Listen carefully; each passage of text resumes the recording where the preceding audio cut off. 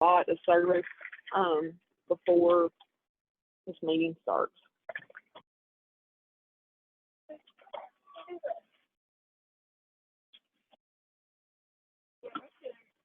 If y'all want to ride with me, y'all can.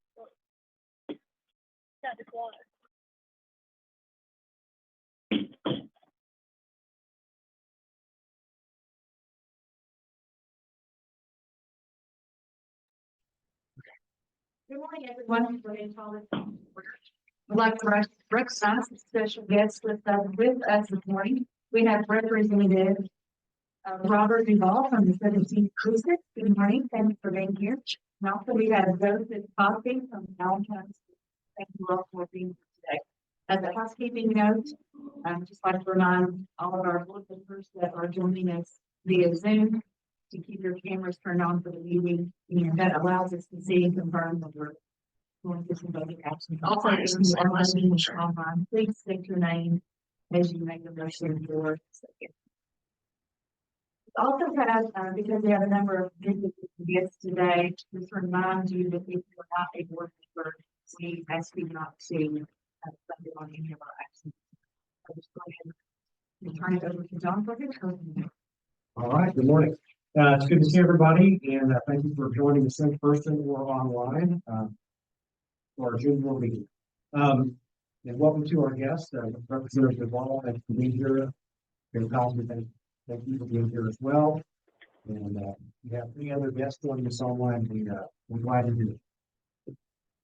The way that we always organize our board meetings is it's kind of like a moment. It's business in the front, party in the back. Yeah, it's right up front. The first few things that we do is we get our business out of the way as quickly as possible, and then we always do this in the latter half of the meeting with strategic goals. Every June we focus on our strategic goal number 2. Strategic goal number 2 is what we focus on how we serve secondary and post-secondary students, and it's a good time to have that conversation because we've just come off. We will in June, by this time in June, we will have just come off of a lot of activities supporting students as they wrap up their semester.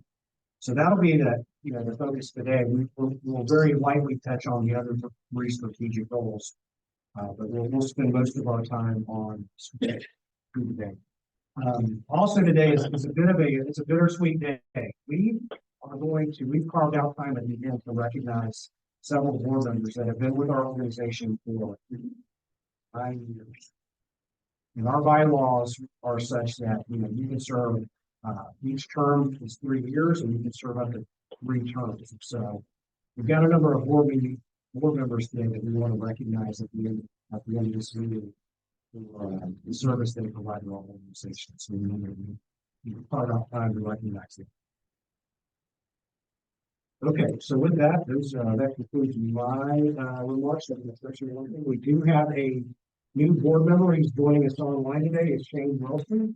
He's joining us from Edmonson County. And so he was just nominated and voted onto our board a couple of days ago by our judge executives.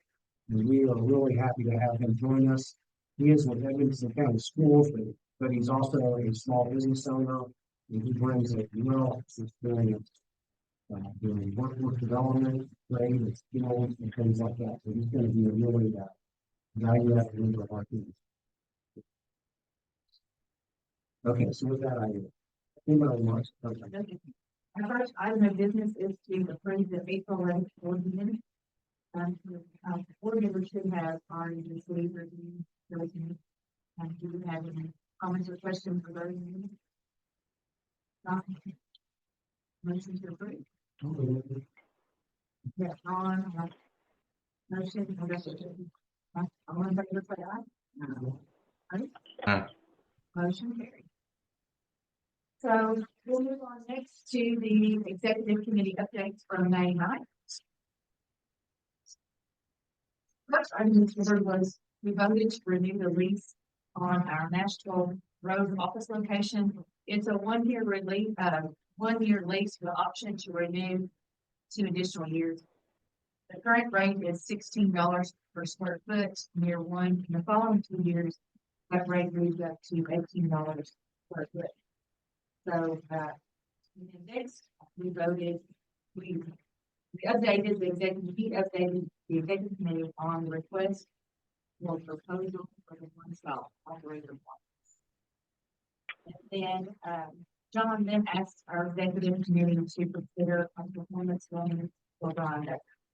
The rationale for this performance was that Brian has done an excellent job of securing more than $712,000 in new grants last fall.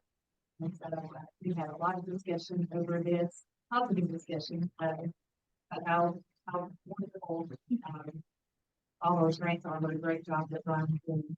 And we did approve a one-time bonus of $2,500.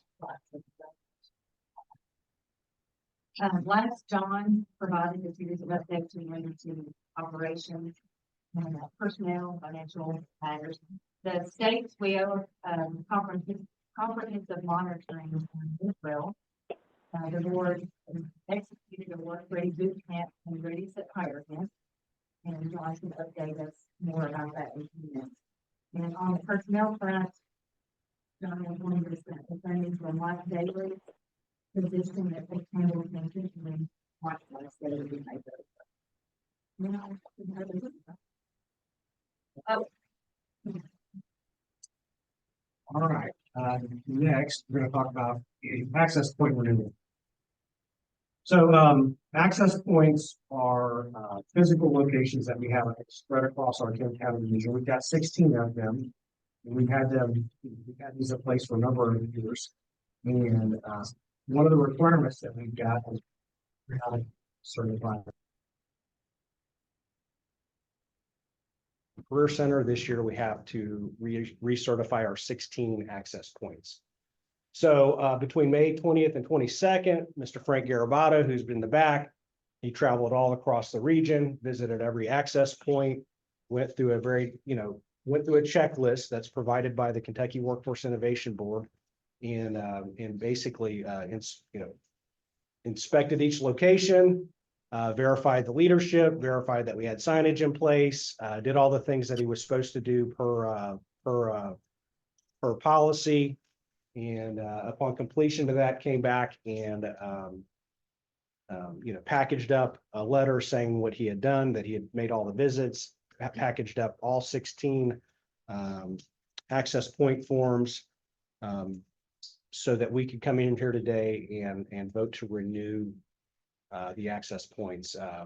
So the motion that I'll ask for is that we renew all 16 access points, and if you approve that, then myself and our board chair will sign a letter. We'll get that submitted, and we'll take care of that piece of business with the Education and Labor Cabinet.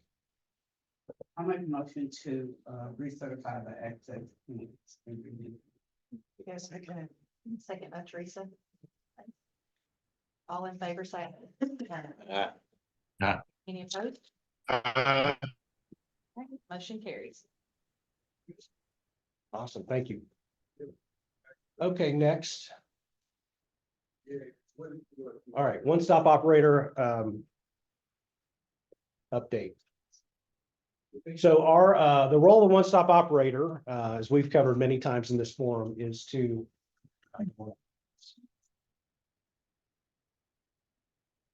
the role of the one-stop operator inside the Kentucky Career Center is to be the person that just helps manage the space, manages the different organizations that work inside the space, and to just make sure that we have good customer service throughout. And so that one-stop operator is. Come on in. Good morning.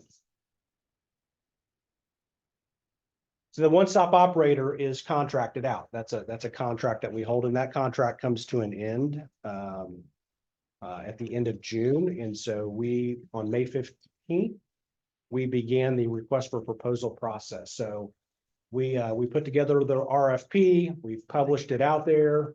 To date, we've held a pre-proposal conference for anybody that's interested in bidding.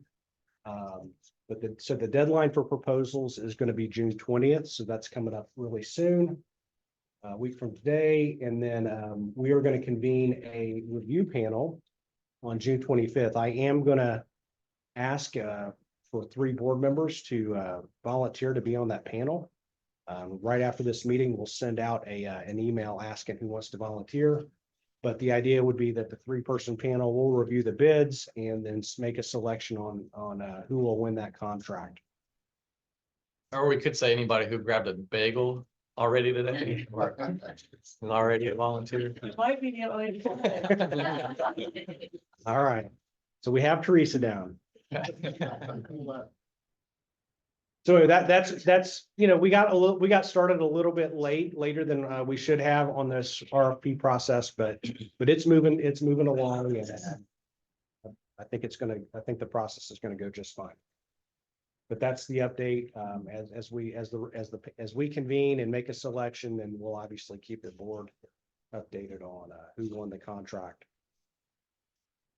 All right, next.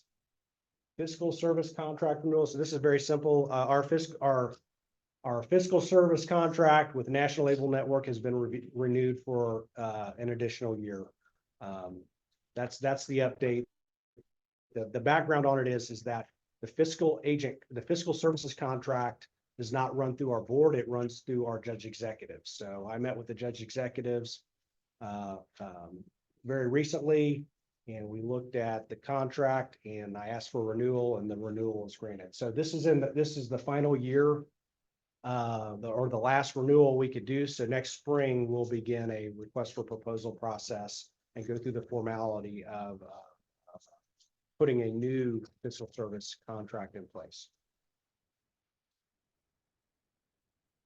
Okay, we'll I'm going to turn it over to Mary Ellen. Howard is on vacation. Howard was made to take vacation. So you normally see Howard here. Many of you probably haven't seen or met Mary Ellen before, but Mary Ellen is really who does all the work when it comes to fiscal services. So Mary Ellen, I'm going to turn it over to you. Hi, good morning, everyone. I'm Mary Ellen, and I'm the accounting manager at National Able Network, and I have been working with South Central side by side with Howard since the beginning of our relationship. So this is my first presentation, our board meeting presentation, so just bear with me. I have some notes from Howard that he left for me. So going over the financials, a revenue and expense summary. The presentation is for the period ending May 31st of 2024. The fiscal year started July of 2023 and ends June of 2024. The budgeted annual revenues are $2,941,500 or $2,941,504. Year-to-date budget is $2,696,378. And actual revenues are $2,212,136. So that leaves us with a variance of $484,000 to date. Our expenses, the total budgeted annualized expenses are $2,941,504. Year-to-date budget expenses are $2,696,000. And our year-to-date actual expenses are $2,212,000. So that leaves us with a variance of $484,242. So currently, our financial activities are on track at this point. And for our financial position, the total assets and liabilities are each $470,750. Yeah, so that's what I have, and that's what Howard informed me to present. So if there's any questions. Anyone have any questions on the financial report? Do I have a motion to approve? So move. All right, thank you, Randall. Is there a second? I'll second. Thank you, TJ. All in favor, say aye. Aye. Any opposed? All right, motion carried. Thank you very much. Okay, well, so we're through the business part, and we'll get into our strategic goals. So, Brian, this is me. Yes. Okay. So at the beginning of the year with the board, we set some aspirational goals, and then we set some very specific goals for strategic goals 1 through 4. So in terms of aspirational goals, we set back in January. The first one was we wanted to see if we could receive youth funding from the Kentucky General Assembly. And so I'm proud to announce today that we have received funding from the Kentucky General Assembly. We're very thankful to receive this funding. This youth funding, and I'm going to provide a much more detail on it in a few minutes, but this youth funding was for all 10 workforce boards in the state. And so we're one of 10 that are receiving this funding. So the line item in the budget was an HB1. It was $10 million a year for 2 years. And the one thing that's a little bit unusual about it for us is the money is not flowing through the Education and Labor Cabinet, which is kind of where that's where all the mechanisms are for us to receive money. The money is actually going to flow through the workforce board in Louisville, which is called Kentuckiana Works. And so we're still kind of working through putting MOUs and agreements in place so that the money can flow from one workforce board to another workforce board. It's not really an issue. It's just a little bit unusual for us and something that we're working on figuring out. The second one was we wanted to do a second year of workforce intelligence presentations. So we haven't quite gotten started on that. We're almost complete with our presentation, and we're going to get that started really soon. But the idea is, last year we really did a tour around all 10 counties, and we got to a lot of HR folks across all 10 counties and talked about who's working, who's not working, why they're not working, and so forth, and what strategies that employers could take to attract the folks that are not participating.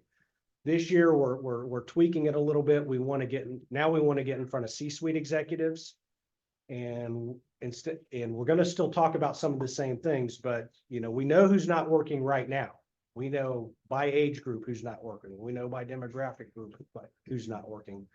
But what we've asked Josh to do on our team is do some analysis on it and to go, okay, but what does that look like in 3 years? Because we know right now that baby boomers are still in the system. In 2020, a lot retired early. A lot of those baby boomers have come back into the system and are probably propping up our local system. But in 3 to 5 years, they're out. They're out. And the numbers are not there. The number that move out, the number of baby boomers that move out, those numbers are much larger than the Gen Alpha that are coming in. It's a huge number. And so we're trying to do some analysis on that, because if you're in business today and you're not paying attention to that, there's a cliff coming. And if you think labor market is tight now, it's going to get tighter. And so we got it. We got the numbers and the presentation, and we got to get that message out to employers to start thinking about it. And then when you factor in everybody that walked in here today, walked right past AESC, they're going to hire 2,000 people. Those numbers are not factored into today's open jobs reports, because they haven't even begun to start hiring, but they will. So anyway, we're trying to do some predictive analysis on what that's going to look like and present that to executives. So that's coming. All right. Next. Yep. And I'll do a tease because Josh has already shared some of this data with me. So we do have a comparable number of Gen Z, right? Yeah, the youngest coming through to fill back behind the boomers, but they're more likely to work part-time.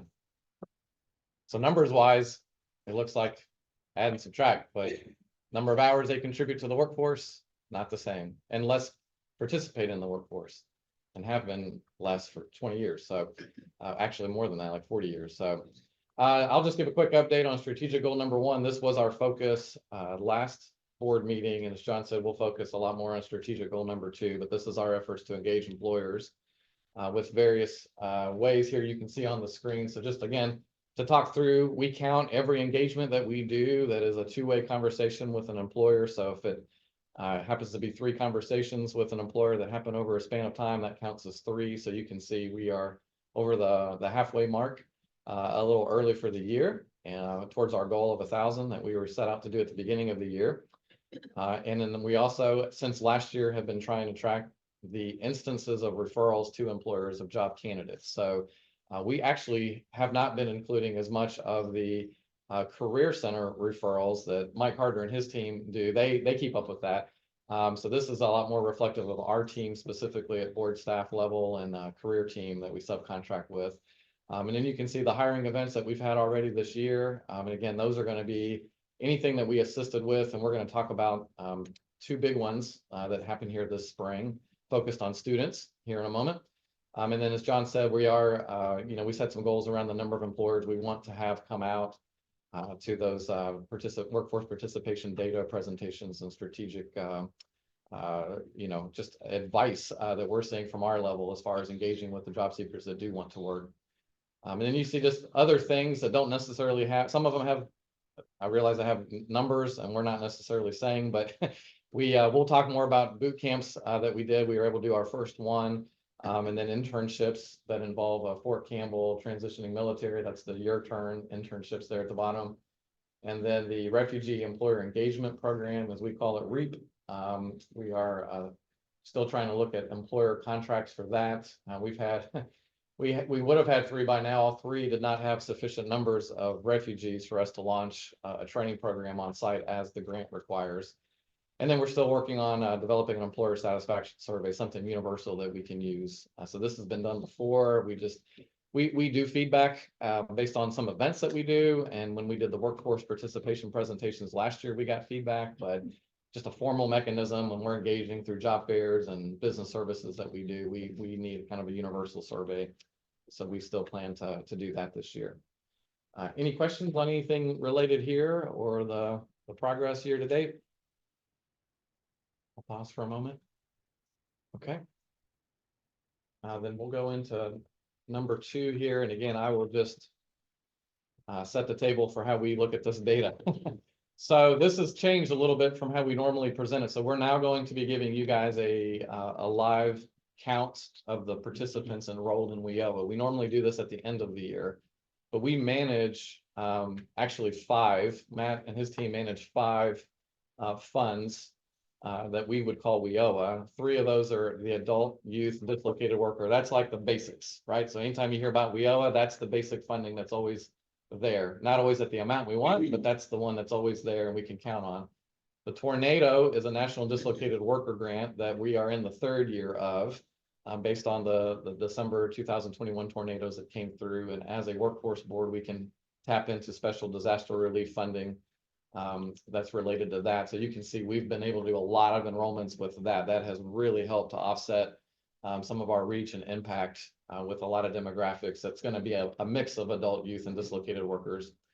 And then the Quest is new funds that we are stewarding this year that will be for a few years. And we'll have an update on specifically who the 13 people were that we served with that. We specifically also have earmarked high school students and college students and show numbers on that. Well, to be honest, we haven't done as much with college students this year, and we weren't doing as much with that last year. So we've just kind of now got this more aligned with this new position that we're getting in this General Assembly funding of the 16 to 24-year-old youth engagement. And just so you know, more of that's going to skew like 17, 18-year-olds and up. So that will capture high school and college students like we were doing before, but as well as the new folks that we will engage. So we've already engaged hundreds of people. That could be in the form of in-person presentations, surveys, and some data that we collect back from them. So, and then we also are tracking the direct referrals that we give of that age group to employers, and you can see the count there. So that new position is really going to help us get a lot more of those up. In fact, the goal is to get 500 people a year hired. So we're going to be engaging lots more than 500 in order to try to get 500 a year hired. So that'll be split between our calendar year because we're hiring that position hopefully this month to start next month. So, and then the placements that will come out of that will be reporting. So some of the other things that we do, just the goals that we had set out at the beginning of the year was, well, I will say we didn't really have a goal in November or December to do a regional high school job fair, but we were game when the invite came across early in the year. So we pulled that off, and again, we'll have details on that in a moment. Had over 100 attendees and 8 high schools that were able to participate in that. We'll have an update also about a special project that we're participating with through Allen County Schools. And then Warren County Schools has a special initiative that we're engaged with, some on our team. And then we've helped the Bowling Green Area Chamber with 2 events, one geared toward 8th graders called the Experience Event, which happens in the fall, and then their senior hiring event that happens every May. And so we'll have an update on that as well. So with that, I will turn it over to, I think Bianca is the first one to go, and then Matt will take a lot of the other information on here. So we just kind of wanted to lump a lot of the things that we are doing and that we have done already this school year, specifically this spring, and kind of go like quick, fast style here through a lot of it. So I will turn it over to Bianca, and yeah, you can grab that microphone.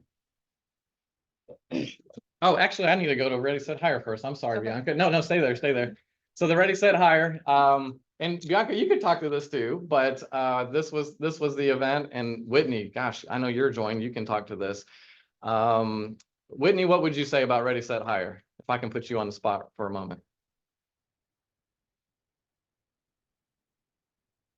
Can you hear me? Yes, we can. I thought it was a great event, especially for a first time.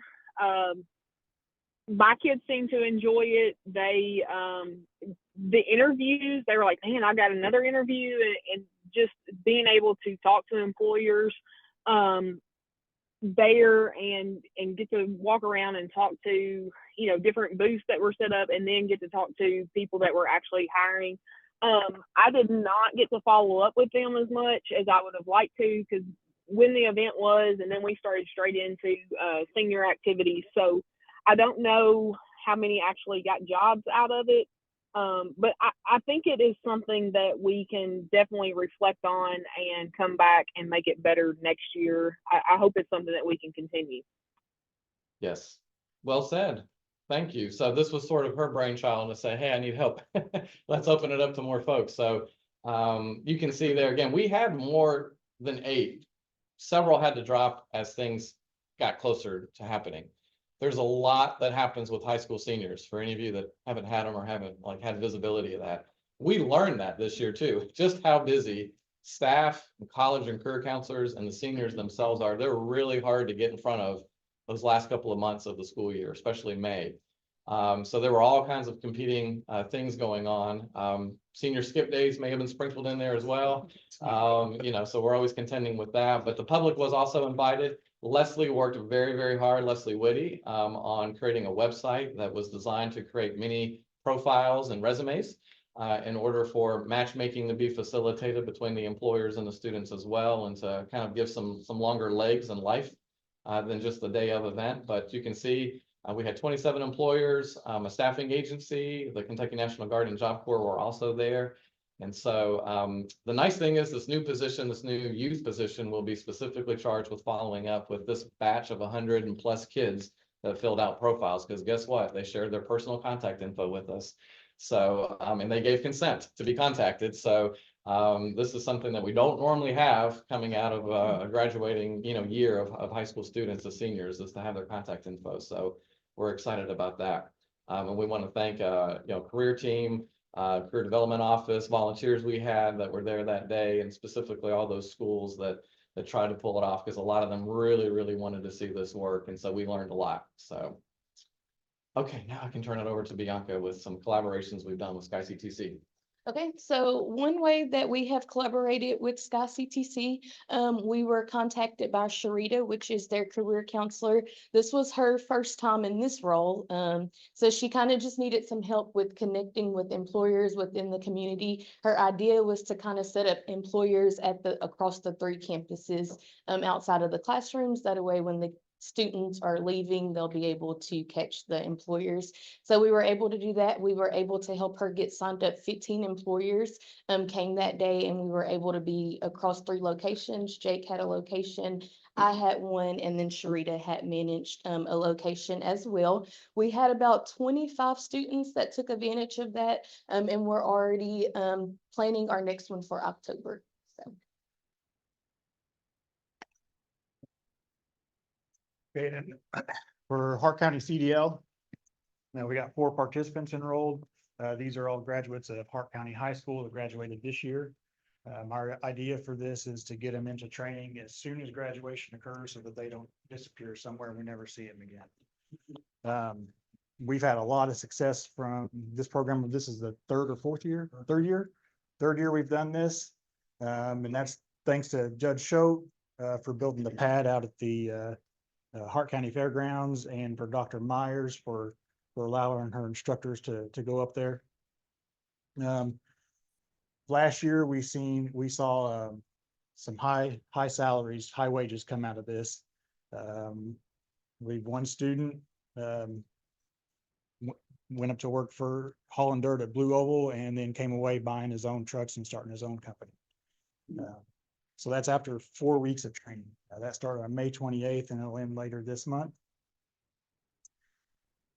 Heavy equipment operation training. This is the second iteration. So this is not the high school program. This is the adult program that happens in the summertime. There's 8 participants enrolled right now. I'm not sure what the total class size, but we do have 8 participants. That also started May 28th and lasts 4 weeks. Companies have been already in the classroom, and they'll continue to stay in contact with the instructors so that we can help those people get connected with jobs afterwards. 4 of those students are actually coming down from Great Onyx Job Corps. So they'll pair that up with their fire science credentials. And they'll be in pretty good shape for employment afterwards. For the high school program, the pathway, this was the second year of it. John mentioned earlier, I think we got close to $400,000 in a grant a couple of years ago to help start this pathway. We originally bought 4 simulators that did bulldozer and excavator. Since the program started, it's been given more money, and now they've added an articulated dump truck and a 5th excavator bulldozer to those simulators.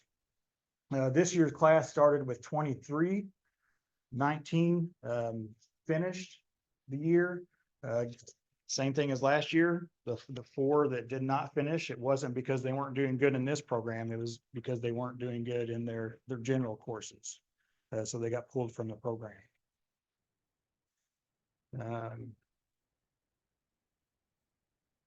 Out of these hired, there were 8 hired recently.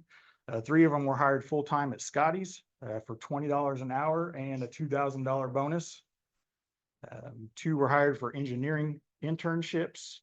They'll get $1,500 a semester for their first 2 years of college and $2,000 of funding for their second or their third and fourth years of college. And when they're working, they get $18 an hour. 2 were hired at Murphy Construction Group full-time. 1 is a diesel mechanic and 1 is an operator, and they'll be making $20 and $21 an hour to start. Holland Inc. They hired 1 operator at $20 an hour. So again, overall, 19 of 23 finished. 15 of 19 were fully certified, which means they passed the core and all the heavy equipment pieces. 100% passed the OSHA 10 for construction. 100% passed for the NCCER core for construction. And then again, the 15 out of 19 completed heavy equipment operations level 1. Out of those that were not hired, 4 students were just not interested in being hired in construction afterwards. 3 enlisted in the military, and there's still 2 of them hanging out that are fully qualified that just didn't get hired yet. So we're working with those 2 to get them up and running. Man, are they all high school seniors? This group was all high school seniors. So they're graduated here the last couple of weeks of May. Is that the only ones that can get into the group? You have to be a senior in high school. You can't be a junior. You have to be a senior. No, you can be a junior. It's just that Warren County is a lot more competitive for the spots because there's so many schools. There's only up to 40 spots per year, but I think he's trying to keep it closer to 30 to be more manageable. Last year, we did have some juniors in it that did internships all of this year. And they're still working. One joined the military as, he's going in as a heavy equipment operator, or I believe it's horizontal engineer, maybe something like that. And this one is just for Warren County School System, is that correct? It is just for Warren, it's not just for Warren County students. There are only Warren County students in it now, but it's open to Edmonson County, as that's close by. We've also shopped it out to Barron, Allen, Hart. Just right now, the distance and the how to get there is a little bit difficult. Any other questions? Thank you, Matt. I mean, we just wanted to keep highlighting this because we were so involved. Matt specifically was the rock star that like wrote a lot of the grant, personally went and picked up these simulators years ago. We had to kind of do some back and forth with the state for the special pot of money that we used or applied for to get the simulators. But the simulators were the key thing because you're talking about youth, sometimes because of their age can't get on actual equipment, but outcomes can still happen. And outcomes will continue to happen. So this is just a wonderful example of something where the board can be involved as a stakeholder, be part of the team that gives life and bears fruit year after year after year. So but as much as we serve hundreds of people every year, and the job seeking stuff and the training, like setting up and propping up a program in our region that serves directly these employers that come and have their own signing events, right? And I heard whispers that some of these kids got multiple offers, so they weren't saying yes after the interview. And after the first offer came in, they were weighing their options as 18-year-olds, right? So it's phenomenal. Yeah, I'll just color commentary too. I mean, this was really was a collaborative effort. Again, you guys have heard this story over and over again when we did this, but 8 employers were involved in getting this set up. Sky CTC, Western, Warren County Schools. I mean, none of this program would not exist without all the different partners that came together and were convened. But like I've said it on multiple occasions, the linchpin on really getting it off the ground was getting the simulators. Everybody was in, but we needed the simulators, and we were able to get the simulators. And so, for years to come, we're going to be producing heavy equipment operator out of this program. And so it runs through the school system for high school students during the school year. And then when the summer comes, the instructor teaches the 4-week class. That's what Matt was alluding to a minute ago. With Sky CTC, they're running a 4-week class for adults or anybody that couldn't get into that high school program. So We'll toss it back to Matt for the next one. So you'll need the microphone again. So the Quest Work Ready Boot Camp, we wrote 2 grants at the end of last year. Compared to the heavy equipment grant, these ones came back really fast. They were both for $200,000 each, so a total of $400,000. The groups we identified to work with was rural youth and reentry. So those in rehab facilities, those in jails. The first one was held at Great Onyx Job Corps. They allowed us the use of their computer lab down there as a centrally located to them and the Hart County students that we had coming over. 13 trainees, 9 from Job Corps, 4 from Hart County. They went through a bevy of topics, financial literacy. They all got OSHA 10, Soft Skills Academy, First Aid CPR, and AED. So for a short week, they came out with 3 industry recognized credentials, certifications. That's between OSHA 10, First Aid CPR, and AED. And then they got a piece of financial literacy and soft skills. And I think Brian can talk more about the financial literacy, maybe like some of them came in there with nothing. They haven't had anybody teach them these things. So I think for this group of students, it was really something to go home every day with a credential, or at the end of the week, something, I've got something, I've worked for something to add on to their credentials as they're getting down there at Great Onyx. I think we are going to do this again here pretty soon for the reentry population. I believe our first groups are gonna be at Logan County Jail and Simpson County Jail. We hope to get in there before the end of the summer.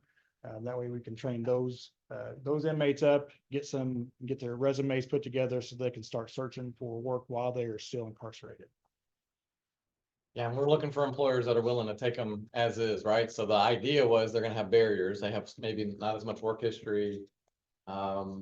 Or if they've been in jail, you know, so the idea is, yeah, but what if they've just come out and gotten this information, gotten this training? Does that give them a better position now? So we've had some positive response from employers that say yes, and so now I know we need more that are willing to take them on, because for the jails, they won't even get any like early release or educational credit. There's other programs that they can do, so this will just be for them. The best offer we have is maybe we can bring Chick-fil-A in for lunch each day. So, but that's getting them excited, right? That's getting a lot of them excited from what we've heard so far. But Whitney, I think we can call on her too to, again, if you're okay, unmuting Whitney and say, because those 4 Hart County high school students, you had to bring them each day. Yeah, I think they appreciated that. And I think the biggest selling point for them was they left every day with something. Like they got a certificate every day. They felt like the day wasn't waste. You know what I mean? Like they got a certification every day, and had something in their hand when they left that day that like, look, this is what I did today. A lot of them were very appreciative and very proud, you know, that they earned that certification that day. You know, one precious little boy I took, you know, that was probably one of the first things that ever had his name on it, you know, that OSHA 10 card. So it was a big deal for them. And I think those are things that they can take with them, and making sure that they put those things on their resume, it is helpful. And it's like I tell kids, it doesn't matter what kind of job you're going into. If you have a certification, it shows an employer I can learn a skill and then I can demonstrate that skill. Even if I'm going into a position that has nothing to do with first aid or CPR, you know, those are valuable skills, but I can learn something and then I can demonstrate that. And those are, you know, things that I feel like employers appreciate, is this kid can learn something and demonstrate that. And that was helpful. They've now got 4 things that they can put on there that they did learn. So I thought it was a very good for our kids. We had a couple of those students who are interested in becoming, enrolling at the Job Corps Center, behind this program. I don't know if they can hear you online, so you can say that again. Okay, we had a couple of those students who were interested in becoming part of the Great Onyx Job Corps training program.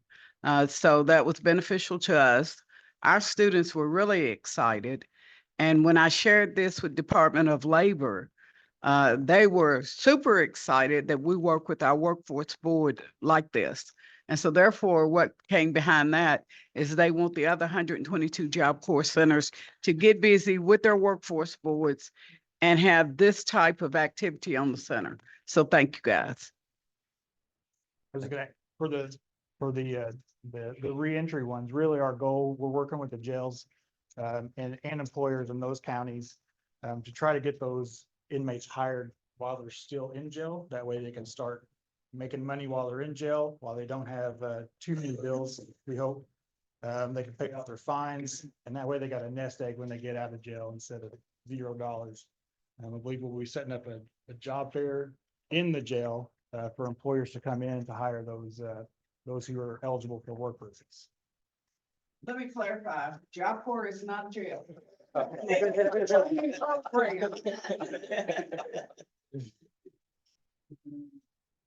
All right, thank you, Mike. Oh, quick question, just for my knowledge. So who are we using for instructors for that? For the soft skills and OSHA 10 and Yeah, each one of those pieces of curriculum is a separate instructor. So Goodwill was used for the soft skills training. yes. The Kentucky Financial Empowerment Commission was contracted to do the financial literacy. We found a local gentleman to do the OSHA 10, and then we're using a company called Aero Safety out of Glasgow to do the first aid CPR AED. Yes. we do have other partners who have instructors who can do the same that are partnered with the board. So I was feeling to bring that up, and I'm just interested to know. Thank you. So I'll do an overview of SEK launch. Again, this is hosted by the Bowling Green Chamber of Commerce in connection with several schools, mostly Warren County. There's a couple of others. I think Butler County, Edmonson County were the other ones, right, Matt, that participated this year. So again, Matt, with his former role, helped bring this connection. They've invited him in, and they've continued to invite us at the board in and career team to assist. So we help with employer presentations, getting employers ready ahead of time, knowing what to expect. It sounds odd to say. You have to kind of tell sometimes the employers, these are going to be 18-year-olds with no experience. You know that, right? So that they don't, because there's been years they've had the event and go, well, we didn't hire anybody. Well, why not? Well, because they didn't have any experience. Did you know who was going to be coming that day? Like, we bust them there. We talked about this. So we look them in the eye. We look them in the eye and we tell them several times in the chamber, like, they have very strict requirements on all of that, but they want to see outcomes. They want these students are supposed to have been, and they are, sort of weeded out by the college and career counselors for folks that want to work full time. And so they are trying to get companies that have full-time job opportunities and to take them as they are. And so it's always a successful event. We don't have all of the outcomes of students that got hired yet. But there were well over 100 attendees. I think it was over 120 students that came to that event as well, and around 24 employers. And on the bottom right of the screen there, you can see that there's sectioned off, curtained off kind of interview areas. And so that's another element to the Ready, Set, Hire event that we sort of borrowed from this event that I didn't mention. But when Whitney mentioned interviews, we did try to have it where every kid could interview with an employer, and that's what they attempt to do at this event as well, multiple times if we can. So yeah, that's and then it's just about, is that a fast pass to moving forward in the process and seeing outcomes happen. But that was early May, and we were glad to participate with that. We mentioned this last year too when we talked about our efforts with students. So Anna has been enjoying some international travels in Europe and taking some well-deserved time off, and she can't give this update, so I'll do my best to do it. But she had 2 years ago got in with each of the college and career counselors in the Warren County schools, and she's had since then invites from Barron County schools, I know, and Glasgow and stuff, to get out to talk to their students. But specifically, we said we want to complement your efforts and support your efforts with the new American youth, that they understand they can access job opportunities and training opportunities and avail them of the public workforce system. That they understand that these college scholarships and these other things are not just for their American-born, counterparts. And so she brings topical presentations, brings partners throughout the region into this space with the students. And so you can see there's about 170 students, ESL classes, auditorium style lectures and things at 5 high schools. And so this remains a really popular program. And again, we're planting seeds with these students so that they don't come out of high school and say, nobody ever told me this was in my backyard. But we want them to know of the services that are here. All right, I'll turn it back over to John for this one. All right. So in addition to everything that's already been talked about, which is really a lot of it had to do with, working with kids and getting in place. This is a little bit different flavor of what we do as a workforce board. Last year, Allen County Schools approached us. They were applying for a grant.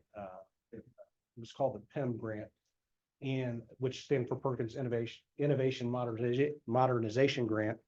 And we said, well, yeah, we'd be happy to assist where we can. And so we were asked to provide a letter of support, which we did. And I believe we provided a little bit of labor market information to the grant writer.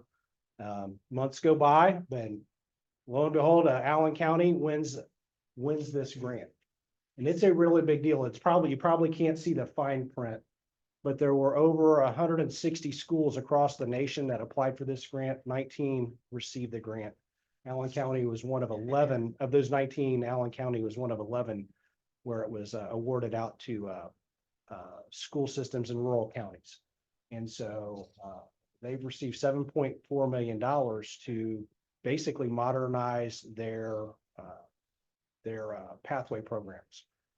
And so, what's happened in the meantime, now that they've won it, and I'll give it over to Mr. Cosby here in a minute, but now that they've won it, there's been a a group that's been formed, an advisory group that's been formed. It's called the P3 Advisory Group. The P3 stands for Pathways, Proficiency, and Promotion. And so I'm one of many folks, many members from our region that have joined this advisory group. To, because they, I think their challenge has got to be, okay, now what are we gonna, we got this money, now what are we gonna do? What's it gonna look like?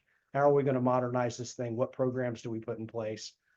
And so they're trying to take a very deliberate approach to figuring it out and using this money wisely and judiciously. Mr. Cosby, I'll turn over to you if you want to just add any commentary to that. Yes, thank you. I love everything that I've seen this morning. I think it's awesome. I hope Allen County Schools can reach that standard that you all presented this morning. The P3 grant, Pathways, Proficiency, and Promotion, basically what we are doing now, we're in the planning stage the first 6 months. I'm working with an outside consulting group, and we are doing a needs assessment for our county or region and to try to figure out how we can improve our pathways, add new pathways, make sure that kids are getting the credentials that they need when they graduate high school. I'm working with, matter of fact, I'm meeting with Bill Sandell next month to try to become a apprenticeship school at Allen County. I think that will help with our students, help the industry, get our kids into industry, working with a lot of other secondary schools. But the main thing is to get industry supports. We've got the resources at Allen County Schools as far as our students, and we want to be the supply chain for business and industry. Allen County, Warren County, Barron County, and just what this grant will do. It's a $1.475 million for 5 years, so we don't get the $7.4 million up front, and that's where we are right now. And we've got a lot of good things ahead. Right now, our needs assessment kind of resonate what heavy equipment, diesel mechanic. I think we're going to start because we need to implement a pathway for the 24-25 school year, and the data shows that heavy equipment. And so we're going to start one class of diesel mechanic, and also local industry or local construction has requested that maybe introduce a HVAC class. So we're going to introduce one HVAC class, and we're looking at data to see what other classes we need to offer and maybe look at our pathways that we're offering now. So hopefully we're able to create some good things in Allen County for our students and for the region. All right, thank you, sir. Okay, and I alluded to this earlier, and I just want to, more formally talk about it. So, again, all the Kentucky General Assembly through House Bill 1 earlier this year allocated money to all 10 workforce boards in the state, specifically for youth employment. What's exciting about this is, as a workforce board, we have never received funding from the state. Our funding has always been WIOA, which is a form of federal funding. So this is the first time really our state, our legislators, our General Assembly have earmarked money to come to local workforce boards to, for workforce development. And so it's very specific to youth. In fact, there's really 2 categories of youth that we're targeting. One is high school seniors, and the other is what we call disconnected youth. Disconnected youth is defined as 16 to 24-year-olds who are neither working nor in school. And so we're going to target those 2 populations with this funding. For South Central, I asked for a very modest amount of that of the funding. I asked for $500,000 over 2 years, or $250K a year. We're going to get a little bit under that, 476. And our goal is to put 500 youth into work over the next 2 years. Let's go forward a slide, Brian. So our initial game plan, we're going to hire a career coach, and we've got that job posting advertised right now. And that position is really modeled on a lot of when Matt Bacon was in our role that we had earlier on a grant. He was in a secondary, post-secondary role. This new position is modeled a lot on what Matt did.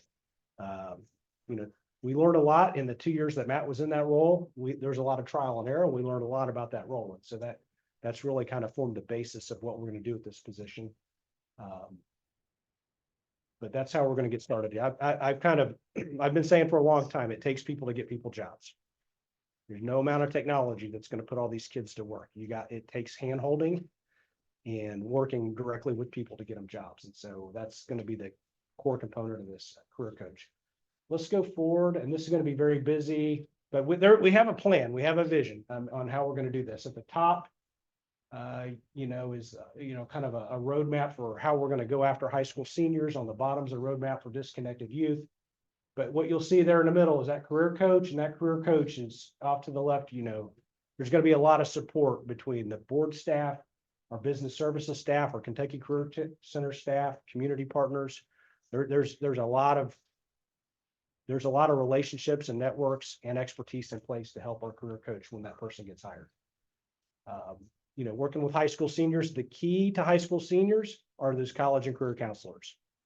Those college and career counselors in every high school, they have very personal relationships with every one of those kids, and they know who they are. They know who's going to college. They know who's not going to college.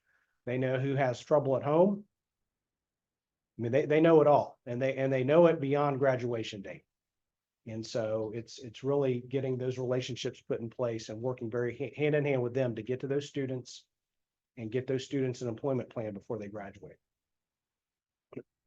Disconnected youth, this one's a harder one, because when they graduate, they're in the wind. And so how do you find them? So we're gonna, this is gonna be a harder population, but we're gonna start in our local jails. We've got Putting Kentuckians First program that's really opened up the doors for a lot of our jails. We're getting in there. We're part of the pre-release processes in a majority of our jails, and so we should be able to identify those disconnected youth that are sitting there and find them that way. We're also going to have to find them online. We're going to have to go after their parents. If you got a kid sitting in the basement playing video games, we're going to have to target the parents and get the parents to turn them in. I'm just kidding. But we got to take those kinds of approaches to find these folks. These are going to be a little bit harder to find because you got to turn over rocks to find them. So in my mind, we're going to have a lot more success getting them while they're in school, identify them while they're in school, while they're a captive audience. Once they get out of school, it's going to be a little bit more challenging. But again, you've seen everything we've presented so far. We got a lot of people on our team that have been working these youth for a while now. We got a lot of expertise, so I'm very confident that we can do this work. Any questions about this? Again, I just want to, I know I've got Representative Duvall. I'll thank you on behalf of all the General Assembly, all the legislators. We're very thankful for the investment, and we are really ready to roll up our sleeves and prove that we can do this work. No, this is a. It should be. Oh, there we go. Okay. This is a very exciting presentation and the work that you're doing here. I'm currently co-chairing a task force on workforce development with Senator Wise. We're going to be working on, have our first meeting next week. And one of the populations that we're looking at is exactly this population, that the young adults who have graduated and are not working. And so, yes, I think we're going to be very creative in figuring out who those folks are and trying to get them into the workforce. But I'm real excited to see the work that you guys are going to be doing on that. Right. Awesome. Again, thank you. Thank you and the whole General Assembly for this investment. It's an incredible opportunity for us, and we want to lead the way. I just want to take a moment to apologize to the people in the room for the screen. So it looks like I've put shadows on all the words. That is the projector, I think, doing that. So if you have a headache at this point and looking at the screen, we do have an optometrist in the room, so that can help with that. But let's jump into strategic goal number 3, and this is so much work. We have such a dedicated staff working in this area that we will touch on this as our focus at the next board meeting, and there'll be a ton of updates to give. But this is where we typically highlight what we call our focus populations. And so, again, I don't want to hit you with all the data at one time and kind of, again, set the table here. So we track engagement events, we track the individuals that we're getting in front of, those that we get more face-to-face time with through career services, and then those that we actually can enroll in some training programs, those direct referral outcomes that we showed at the beginning. We break that down by these populations as well. And if we can, the number of placements that we can talk to. So we have that broken out by the New American population, where you can see there just continues to be a ton of traction. We hit the 2-year mark having that position. And at this point, just a reminder, and anybody that's new, we have that position supported by the county and the city, Warren County Fiscal Court and City of Bowling Green. And so they were also supporting that military veteran Fort Campbell outreach position. And again, unfortunately, we had that one expire after 2 years, and we weren't able to retain it. But we have our justice involved. This is a lot of our focus, or I should say partnership with Kentucky Adult Education. So we've been saying putting Kentuckians first, and that's what we know it as, and that's what we've often talked about it, but they've renamed and rebranded themselves, as I can tell you from personal experience, Kentucky Adult Ed is prone to do. And they like to change logos as well, but they have very specific positions. We just hired one that will start next week with us, that one of our existing staff is kind of moving in a more elevated position, but those of you guys that would remember Aaron Pointer that was on our team, he went to work for the state office directly overseeing this program. And then the Quest funds that Matt talked about, how we got that for the rural youth, and we got it for the justice involved.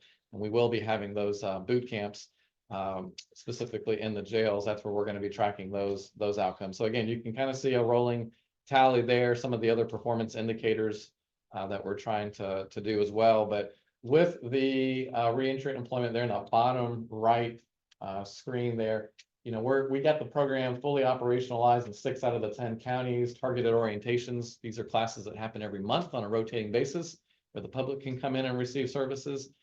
We've got those in 4 out of the 10 counties. The pre-release classes are just about in all the jails, as well as the ID programs. And so this is just pre-pandemic efforts that happen at one jail, now multiplying to all, as many jails as we can get in the region. And just so you know, not every county has a jail, so that won't be a 10 number there for all of them. But yeah. So again, we'll have much more narrative and outcomes to report and highlights on strategic goal number 3 at the next board meeting. So now I'll turn it back over to John to talk about strategic goal number 4. Okay, again, these are the goals that and the key performance indicators that we established at the beginning of the year, and we're meeting most of them so far. So improve financial stability. Again, we've met that goal. Fiscal compliance. That one's not met yet. We have our external auditors. We'll get started in July, and that the external audit, which primarily looks at our finances, will take place through the summer, and then we always report the outcome of that through our audit committee and then into the board meeting in October. Programmatic compliance, that's the state audit that has wrapped up, and we did very, very well in that state audit. Let's see, what else do we have on here? And then everything else is kind of humming along. Let's move forward a slide.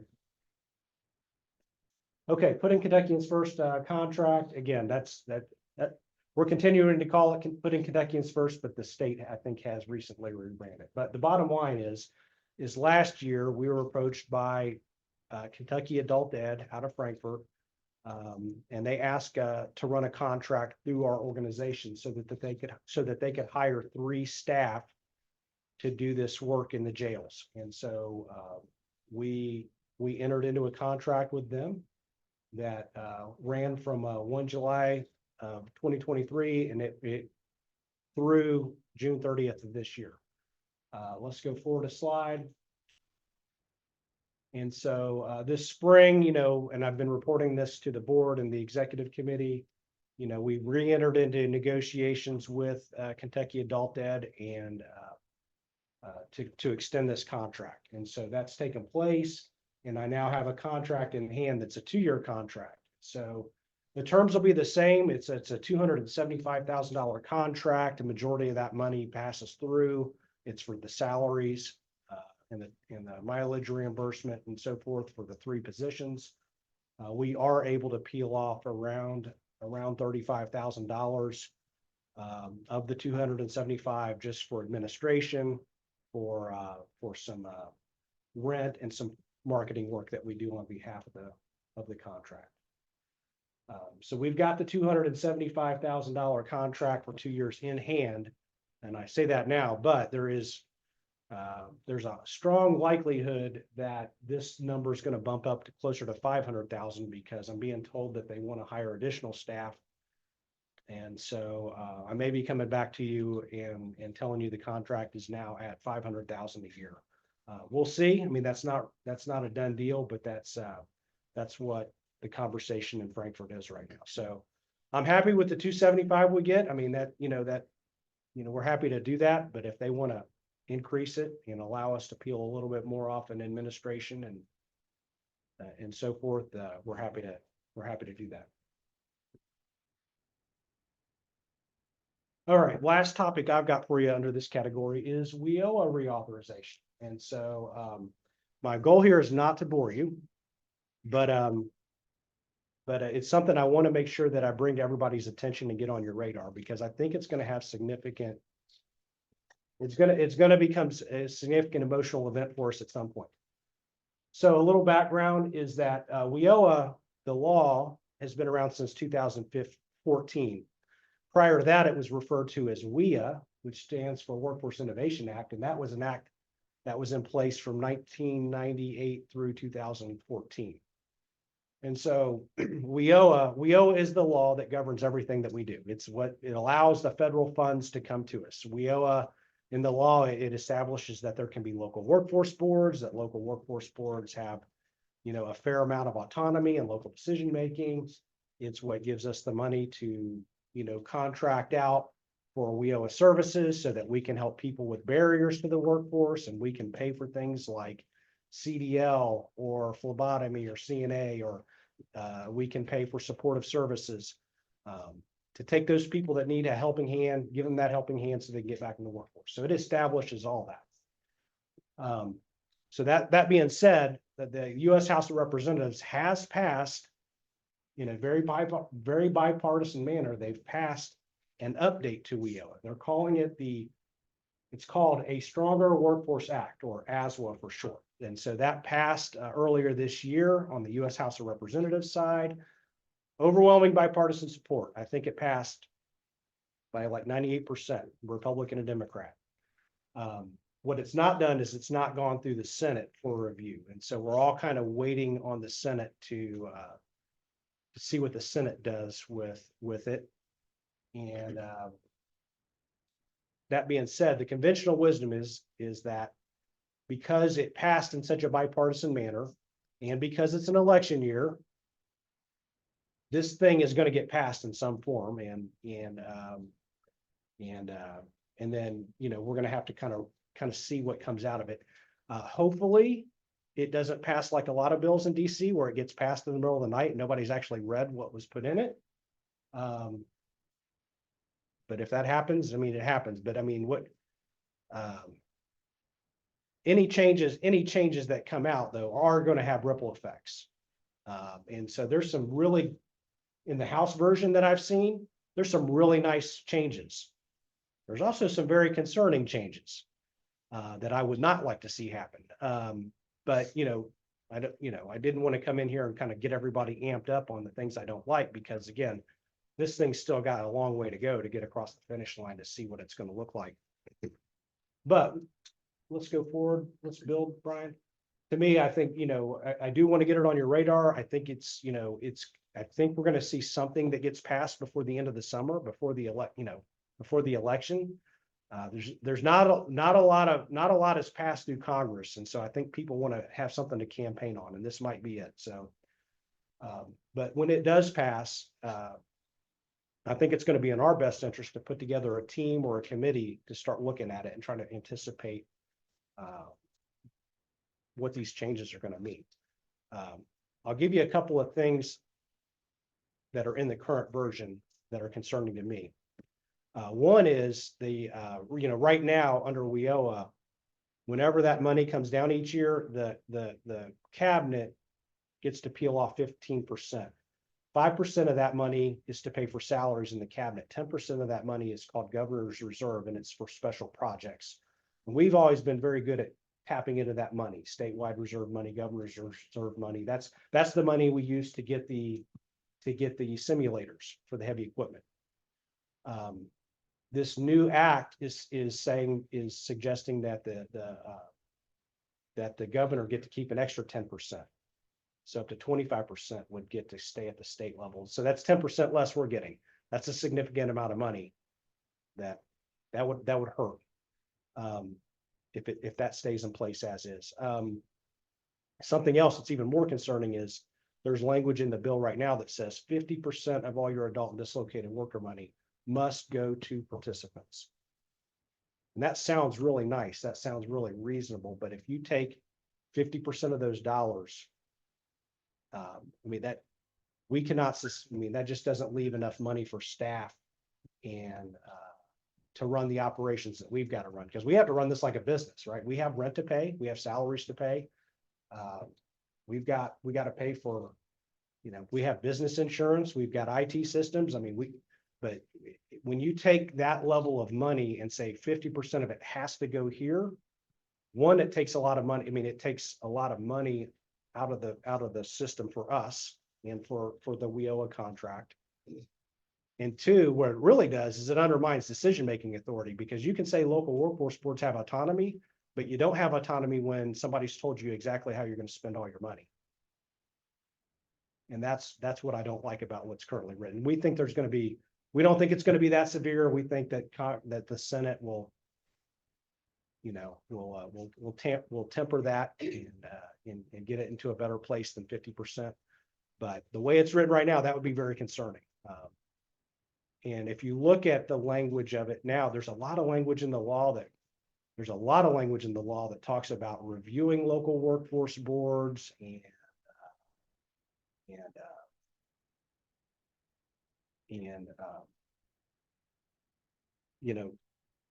having the governor and his team to review it. It could be that if enough money is taken out of the system at the local level, then you've got to reorganize what it looks like at the local level. That's a worst case scenario as we go from 10 workforce boards in the state to 5. And that's going to be a huge political fight if that happens, because nobody's going to want to lose their local workforce boards. 7 of the 10 area development districts control workforce. Those guys are not going to want to give up workforce. I don't want to give up workforce. I like the way we're doing it. So anyway, those are, this is conjecture. This is kind of me telling you what's currently in there and some of my conjecture around what could happen. But again, we have to see what the Senate does, what really falls out from this. But when and if it does pass, I think we as a group or as a board need to put together a team, a committee to look at this and try to understand what things are going to look like going forward and how we might need to prepare ourselves. And if there's going to be, political knife fights, then, we need to get ready for that. We need to get in kung fu stance, or whatever that, we got to figure out what that's going to be. What do we want it to look like? Because I think what happens anytime the law changes like this, there'll be a grace period. There'll be 2 to 3 years before it fully gets enacted. That 2 to 3 year period, there's going to be lots of guidance and regulations and policy and clarifying documents that come out from Washington, D.C. So anyway, it's coming. And I think I wanted to get that onto your radar today, that it's coming. And I don't know what it's going to look like, but. Hey, John. My thoughts are, again, as this evolves into whatever it's going to be, is what precipitated the legislature to feel like the law needed to be changed? Because that becomes the real fight. Because when you start diddling around with WIOA like that, then somebody's got a bone to pick about something that may have happened, somewhere else, or maybe even with a different state. And so I think if we can find out, what's precipitated this, it might be helpful as we rock along here and you put your committee together and we start looking. And you're right, it will evolve over time. We can count on that because financial institutions has to be one of the most regulated institutions around, and nothing ever happens immediately, but we do need to be on top of this so that we can also have some advocacy in terms of what the final changes might be. What percentage of dislocated workers fund goes now directly to the fund? It's around 30 to 35%. Naturally, this law was supposed to have changed after 6 years, and then they decided to give it 2 more years and then 2 more years. So it's due to be up and some changes to be made. I know from our perspective, the WIOA, there was definitely some criteria that they included in there that we're not happy with. So it's a fight for us.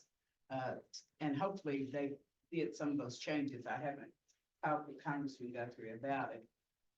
He is an advocate for Job Corps, but he realized that there were some things in WIA that worked well for Job Corps that they did not include in WIOA. So, yeah.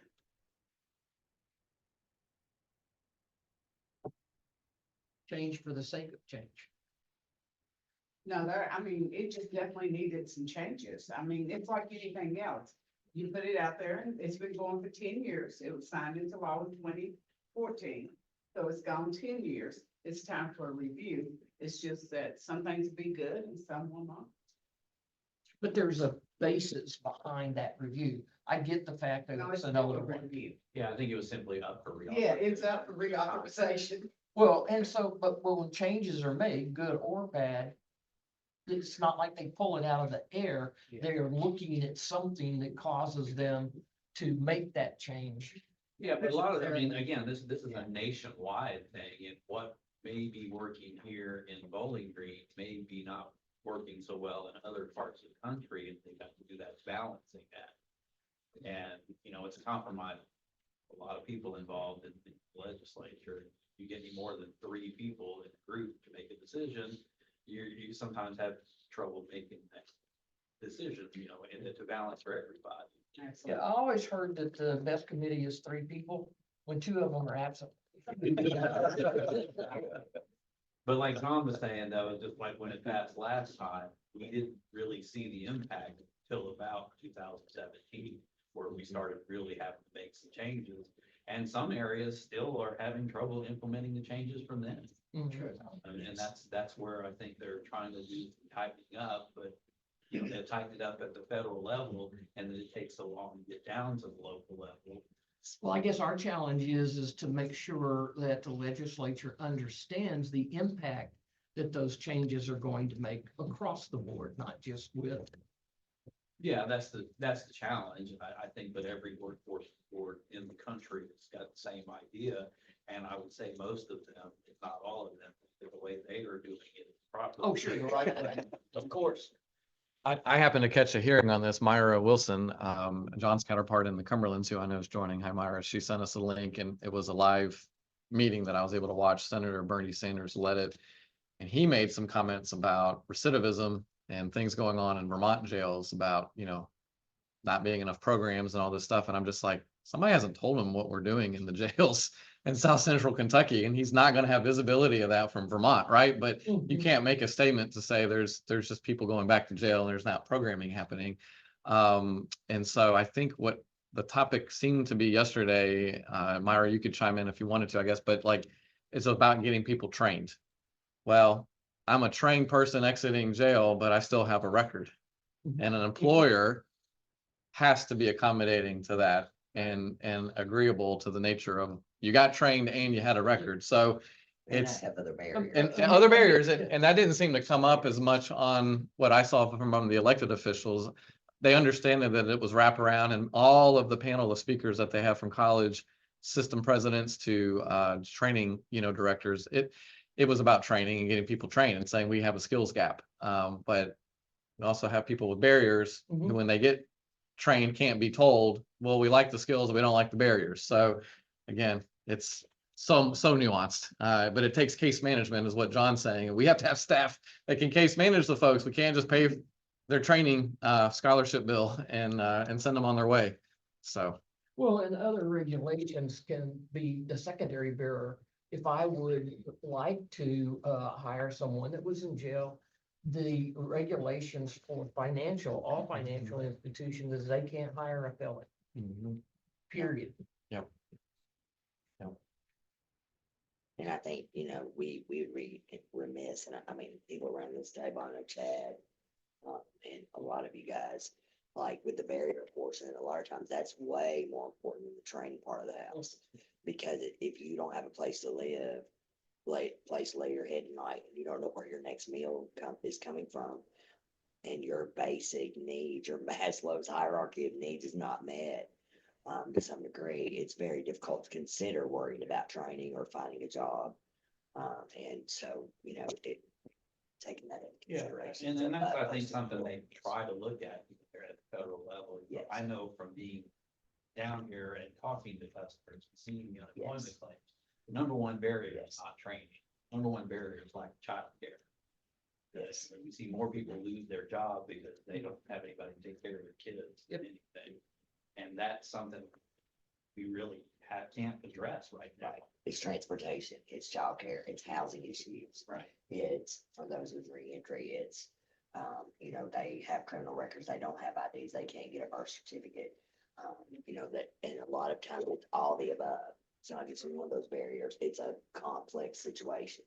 And that's where, for me, being in direct client service as long as I've been, but also being, on the workforce board, like, it's just so imperative that they consider those things when looking at the funding and taking those things into consideration, because we are vastly missing the boat if we are not.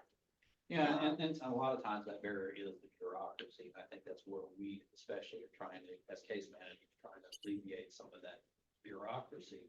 And speaking with Aaron Pointer and the ID issue with people coming out of jail, is they have funding to pay for people to get IDs, but there's no mechanism with Department of Transportation to pay that funding short of somebody literally going up there with the person. That's correct. That's correct. That's some things that we're looking at. Yes, and that's been an issue from day one. I was part of helping with some of that prior to Aaron's arrival there, with that particular position. Yeah, it's an issue. It's a big issue, but, and then, the bottom line also is this is real concerning to me that we're hearing that the money may be going away, or the 50% mark, as you referred, because first of all, historically, at least in my opinion, in my history here, every year that we owe dollars keep dwindling down, because again, it's based on unemployment rate, not on workforce participation, as we've talked about numerous times. And so, not only are the general funds dwindling down, but now we're going to say 50% of the dwindled down funds are going to be. And regardless of whether it's training, career services, job search, barrier reduction, if you don't have a coach in a chair behind a desk who can help with those things, I mean, it could vastly hurt. I think at the federal level, one of the things they are trying to think about is that workforce participation rate. We have workforce areas in our state that have a really low workforce participation rate that the federal government's been pumping billions and billions of dollars in, more so than areas like this one where we have a pretty strong workforce participation rate. Yes. And, at some point, somebody's got to go, what are we spending our money on? If it's not improving the product. Right. So I think, it's not perfect, but there's got to be a compromise in there to figure out a way Yes, to alleviate the problem that we're trying to alleviate. yes. But we're at mercy of how they figure it out, and then how the Department of Labor interprets the law, I guess, to guide us down after that, so. Yes. I'm sorry. This is Myra. I just wanted to say, and good morning to everyone that I haven't met, but as John said, he's my peer for regional planning, and I do a lot of work with him and Brian and that entire team, and we enjoy working with them. If you didn't realize, some foresight with Dr. Boone, John's predecessor, and John, with creating that position that we created and where it's grown and how it's become a part of the reentry under the governor's office too. And the continued growth and expansion of it has helped us locally in Kentucky, all of us, but Aaron is talking to other states as well. And he's doing a lot of presentations with other states, and he's trying to get that message out. And I think that even at the governor's level, he's starting to get information about some of the work that we're doing. And that will also help us as people begin to understand more about this WIOA reauthorization. The one other thing that we worked all together to do is we have taken the time as workforce directors and trying to contact our senators and ask them for help at the federal level and the House representatives. And I know that we did that jointly as a team, but also I asked my local area, if you have contacts, please help us. Just help us have a voice at the table. We can give you bullet points if you want to talk about those. And I know John and Brian will be happy to do that. But I just wanted to say that, and we really appreciate everybody's support as we move forward in this. Yes. Great. Thank you, Myra. All right, we ready to, hot topics, we ready to move it on? All right. Yeah, we kind of had some discussion. I know Leslie's chimed in there, so. Leslie's gonna unmute and. Yep. Hey guys, I'll apologize in advance. Under the weather, but I would like to open up the floor to discussion. We've talked about a lot of different things. What right now is standing out the most? What do you keep going back to in your mind? What would you like to know, or what is standing out? That's where I like to start.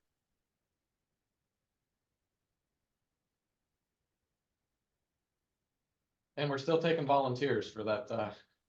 Yeah, The that was contractors. not, that I was hoping for a response.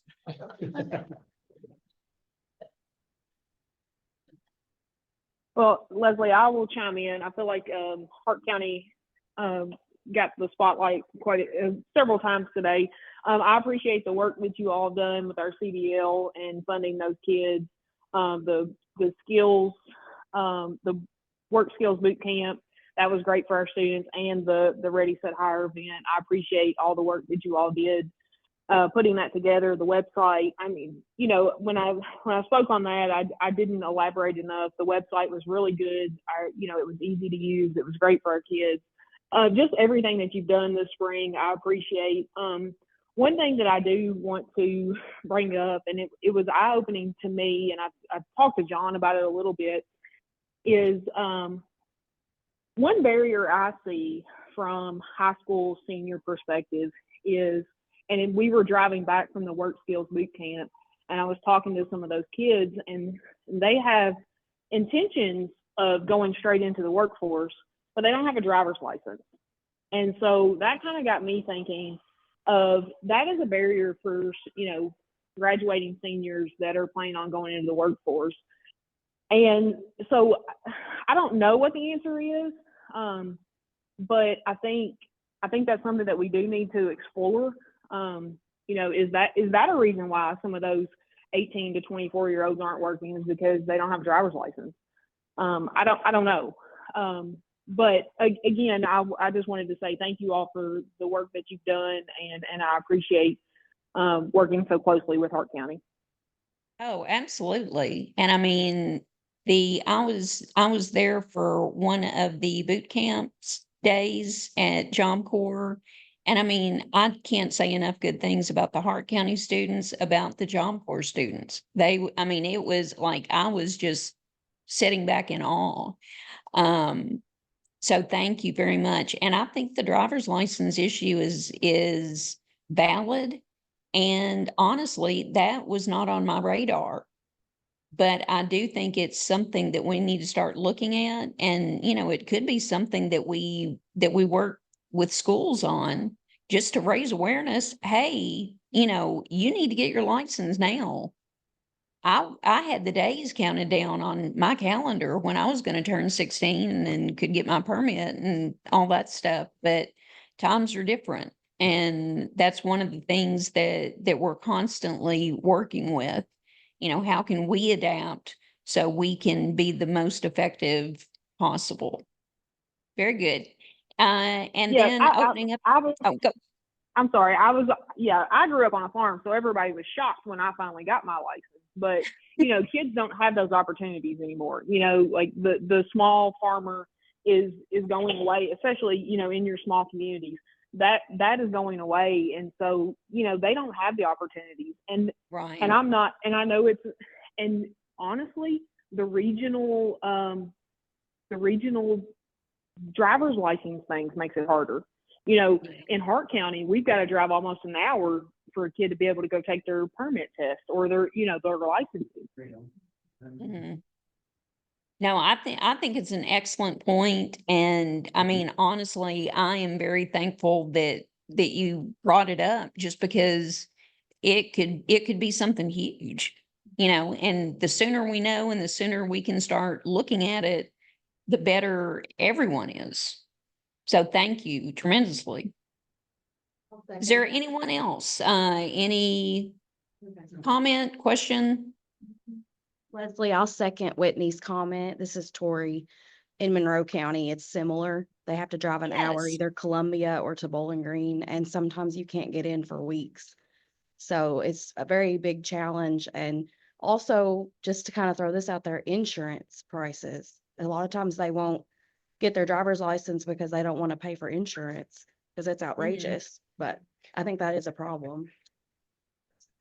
So, and this just sort of brings to mind, I think we're all sort of quick to go, at least I am, my mind is quick to go to why are they not doing this?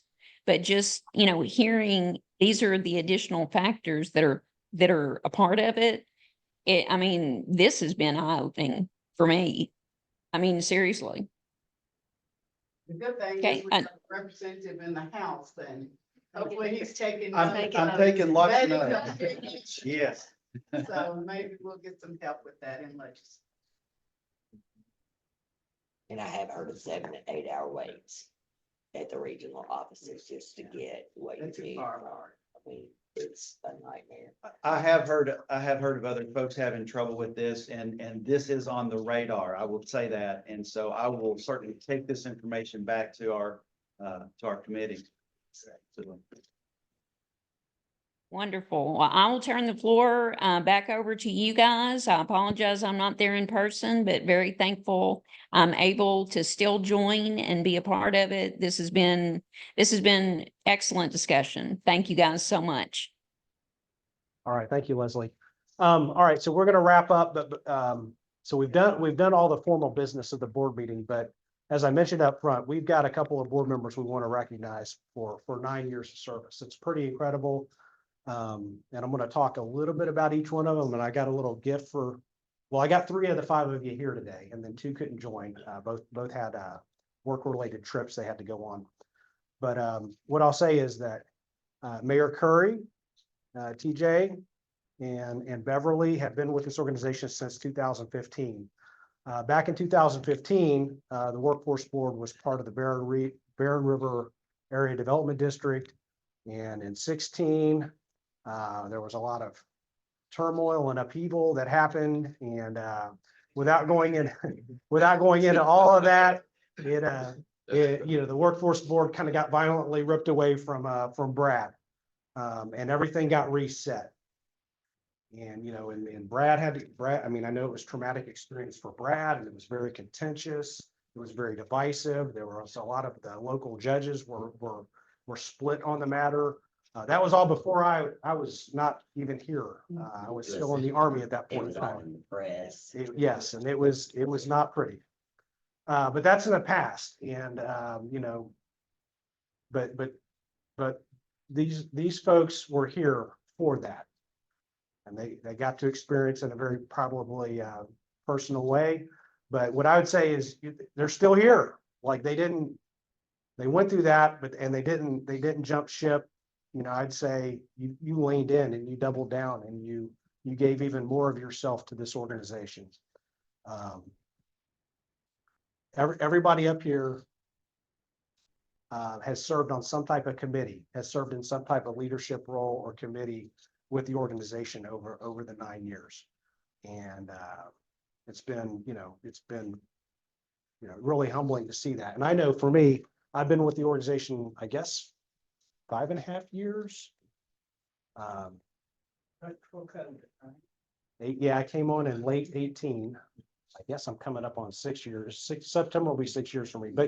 But I've gotten to know each one of these folks, I think, pretty well, and know them on a professional level, but also I've gotten to know each of them on a personal level. And I can just tell you, I'm very, very thankful for each and every one of you, and the level of service and advice and mentorship that you've given has been incredible. So let me, if I could, I got a gift for each of you. TJ, since I'll come to you first, why don't you come up here?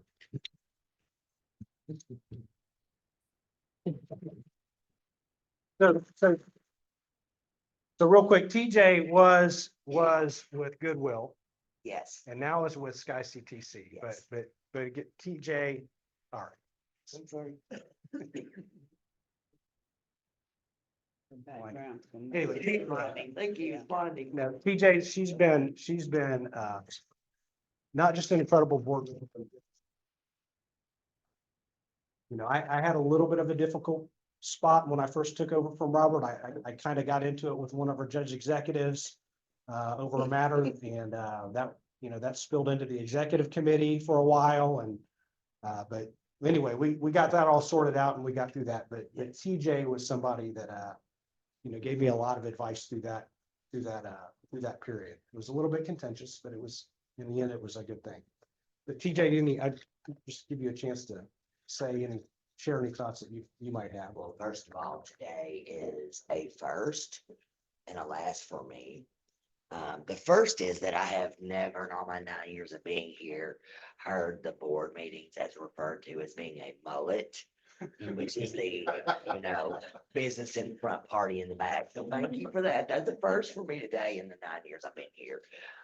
And then I have to say I'm a little sad. This being my last board meeting, it is bittersweet. I have to tell you that I was here maybe a little bit less than a year when all heck broke loose. And I kept thinking, what have I done? Maybe I just need to leave this board. I mean, it got pretty bad. Some of the most uncomfortable meetings I've ever been in my entire life. And Beverly knows what I'm talking about. She's shaking her head. Mayor, I'm sure you remember as well. And that was long before Robert even got here. Right. We were looking for Robert. We didn't have, a leader. We had a board that was in turmoil. We had a provider that was in turmoil. We were not in a good place. And, Leslie asked for final comments today, and I kept thinking to myself, well, I want to say we've come a long way, baby. We've just come a long way from the 9 years that I arrived here. But my time here, I feel like, has been great. I feel like we have come a long way. We were struggling for funds. We had, again, providers. We just had a lot of issues that we had to work through. And to hear the good things that are happening today, I still think we have a lot of work to do.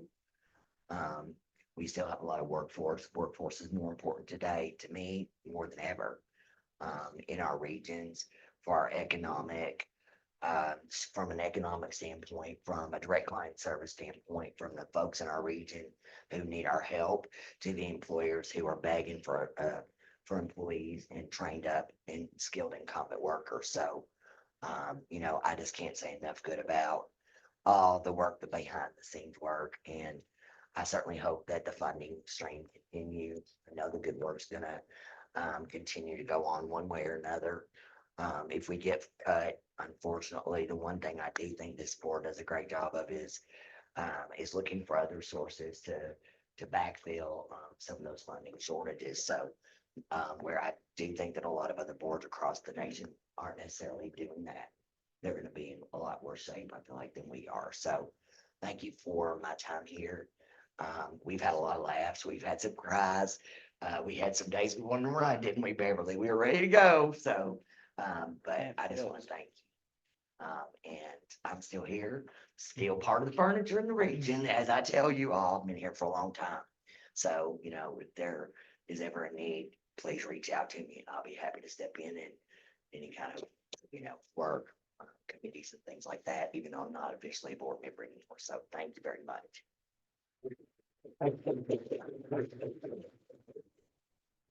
It's been an honor to serve with Beverly and with the mayor, and with all the other Chris and Gretchen, just great folks. So, and I'm excited for the new board members. So, All right, Mayor, if I could pull you up. All right. The mayor, while Mayor Curry's walking up, I call Mayor's Mr. Steady, in my opinion. He is that, like, he is Mr. Reliable. He's at every meeting. He's steady presence. Always even keeled. Just steady as a rock. And so, Mayor, I've really appreciated getting to know you, and I've appreciated your counsel and your support and your leadership that you provided. So I just want to say thank you with this little token. Right. Yeah, appreciate it.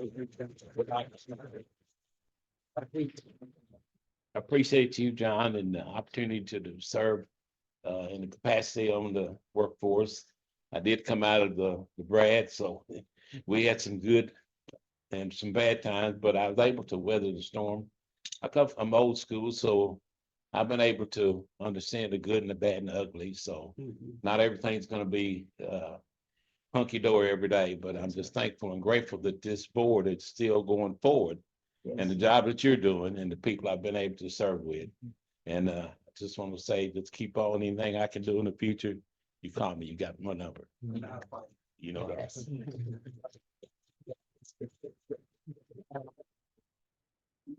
And Miss Beverly. I think most of you I think we all figure out pretty quick. Beverly is a force of nature. She is no nonsense. She speaks her mind and she tells you, you know, she tells you what she thinks. And you know, as many of you know, I'm former military, spent, you know, over 20 years in the military, and I appreciate forthrightness. I appreciate. Good thing you no did, nonsense. right? Yeah. No, it didn't. I mean, I love it, and I've really, I mean, Beverly, you've been a great ally. And I've just really appreciated your service and everything that you brought to the table. And if anybody, you know, Beverly, if Beverly thinks I need to do something, she's going to tell me and she's going to hold me to it. And I'm okay with that. And it's been a really good relationship. So Beverly, again, a small token of our appreciation for your service. Okay, thank you so much. And of course, I always have something to say. But what I did do, so I didn't rattle on, because I'll be honest with you, this is a bittersweet moment. And I did not want to get emotional. And because I'm really passionate about this board. And so I will read you what I wrote would be the best thing to do. I want to express my gratitude and pride for serving as a board member of the South Central Workforce Development Board for the past 9 years. This journey began in 2015 under the leadership of Chair Ron Sowell. And I acknowledge the growing pains we experienced in the early years, right, Regina? Yes. I'm honored to have served alongside dedicated individuals like TJ Shockley, Mayor Randall Carey, Gretchen, Brian Becker, Regina, and others who have been instrumental in shaping this organization. Under Ron's leadership, we had our first interim CEO, Lori Strunk. We'll never forget Lori. And later hired Robert Boone as CEO in 2017. Robert assembled a phenomenal team that provided quality services to our 10-county region. Our current CEO, John Sowards, has continued to build on this success, bringing the curriculum into the 21st century. I want to thank the entire team, including our chair, Trevor, and the best secretary, executive assistants on this side of heaven, Doronda. I don't know how you do it, but you do a wonderful job. Leslie Whitty, I call her a hometown girl. She graduated from Caverna High School, the same as I. She is phenomenal in what she's doing through social media to make sure that everybody knows who we are. I also want to commend Brian Becker. You are certainly deserving of the bonus you received here today. Brian does an excellent job. Bianca, I think you do a wonderful job too, and your cohort. I couldn't remember his name, so. Don't worry about it. That's okay. You still made Jake, you made an impression on me because you're in my notes, so. Also, Matt, oh, what an awesome job you do. And Anna, I wish Anna could have been here. She's so refreshing and she's so hardworking and she's serious about helping people get to work. Additionally, your work has made our board one of the top workforce development boards in the United States. I may be leaving the board, but I will always be nearby, listening and offering input, whether you need it or not. Thank you for allowing me to serve on this board. It has been a pleasure. Thank you. Chair, can I second Beverly's comment, please? I have to do it, I have to. Second, yes. Great job. All right. Well, awesome. So again, awesome meeting, awesome opportunity to say thank you. We don't, we've never done anything like that. We haven't had anybody hit 9 years and now we have 5 people. So we're going to have to catch up and recognize Chris Boggs and Gretchen Banny at another date. But again, for Beverly, TJ, Mayor, thank you so much for everything and for all your service. So with that, I will turn it over to our board chair for adjournment. I just want to personally thank all the board members that will be leaving us today. You all are tough acts to follow and very appreciative that I came on after the tough times. So I'm not sad about that exactly, but appreciate your all's perseverance through that time. And I hope that you can see where it's going and that all of those tough times, look what that's fostered. So very good. I don't have anything else. If y'all don't have anything else, appreciate you all being here today. We'll see you next time and we are now adjourned. Y'all have a good day.